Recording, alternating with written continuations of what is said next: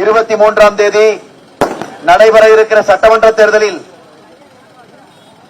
நம்முடைய குமாரபாளையம் சட்டமன்ற தொகுதியிலே தேசிய ஜனநாயக கூட்டணியில் அனைத்து இந்திய அண்ணா திராவிட முன்னேற்ற கழகத்தினுடைய வெற்றி வேட்பாளராக களம் காணுகிற நம்முடைய போற்றுதலுக்கும் மரியாதைக்கும் உரிய முன்னாள் அமைச்சர், ஏராளமான சாதனைகளை இந்த தொகுதியிலே மட்டுமல்ல தமிழ்நாடு முழுவதும் செய்து காட்டிய அமைச்சர் பெருமகன் அண்ணன் தங்கமணி அவர்களுக்கு உங்களுடைய வாக்குகளை எல்லாம் இரட்டை இலை சின்னத்திலே முத்திரையிட்டு பெருவாரியான வாக்குகள் வித்தியாசத்திலே அவரை வெற்றி பெற செய்ய வேண்டும்.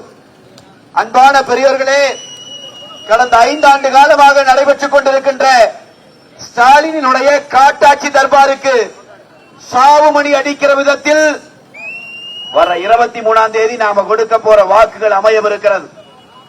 அண்ணன் எடப்பாடியார் தலைமையிலே ஒரு நல்லாட்சி அமைவதற்கு, மீண்டும் தமிழ்நாடு பாதுகாப்பான மாநிலமாக போற்றப்படுவதற்கு நம்முடைய வாக்குகளை எல்லாம் மறவாமல் இரட்டை இலை சின்னத்திலே முத்திரையிட்டு நம்முடைய வேட்பாளர் அண்ணன் தங்கமணி அவர்களை லட்சம்.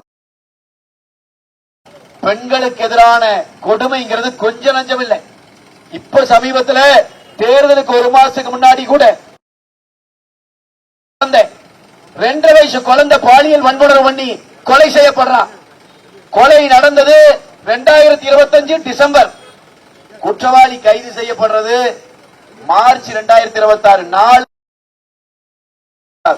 தமிழ்நாடு முழுவதும் ஆயிரக்கணக்கான குழந்தைகள், ஆயிரக்கணக்கான பெண்கள் இவர்களுடைய ஆட்சியிலே, இந்த காட்டாட்சியிலே பாதிக்கப்பட்டிருக்கிறார்கள்.